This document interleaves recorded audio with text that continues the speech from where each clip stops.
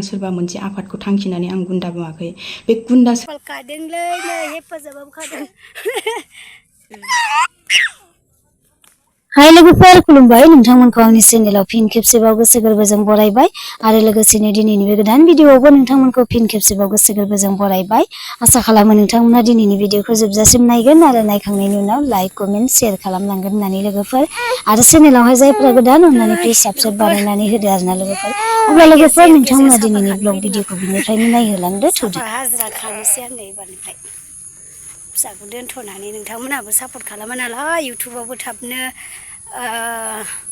रावजोंबो अनसायजाथारा नालाय ओंखायनो सापातखौनो हाजिरा मावै मावैसो जानोसै आं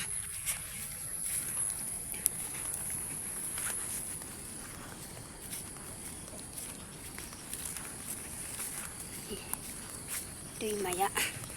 फुख्रि जाजोब्बाय दै नाला गोजा थेबाय आरो नैबेखौ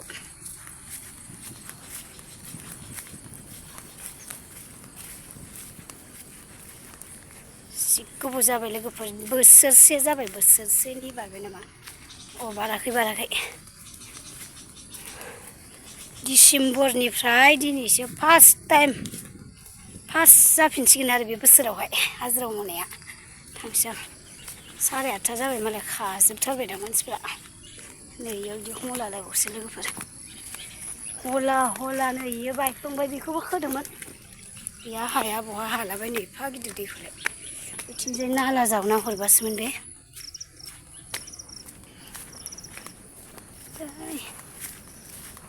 बिथिंजाय नाला जावना हरनांगौमोन गोथौनो दै ड्रेन साफार सेरजों गोदो आं गायनो मोननाय साफार बियो बाबुखौ बिबैया लानानै फैबाय होफैदों आरो आंनो हेफाजाबाबो खादों सापात खादों गोसोम जाहाबलायनाय मोनबाय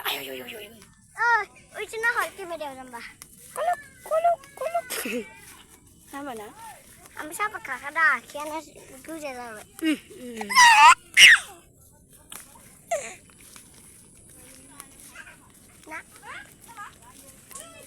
साहा लोंफैदों साहा जालायबाय हनै बिजामाया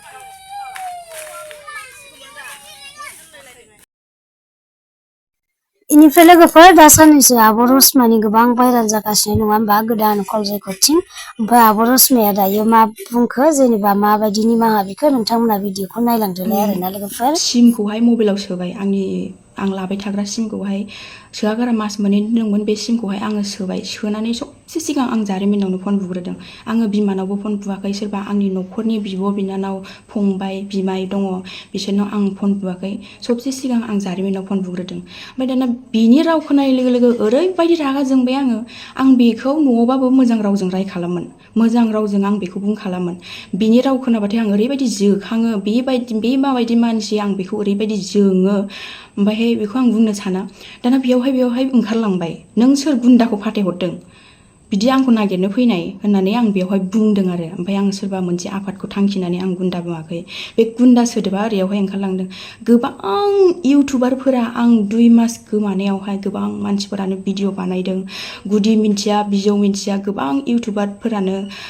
भिडिअ बानायदों सब इउटुबावनो भिडिअ नायोब्ला आंनिल' रसमा गोमानायनिल' भिडिअ नुदों ओमफ्राय गोबांथार बर' फिसाफोर दङ बेंगालराव थानायबो बे बिथांमोनहाबो भिडिअ बानायदों नै रसमाखौ जों नागिरगासिनो नै रसमाखौ जों बिदि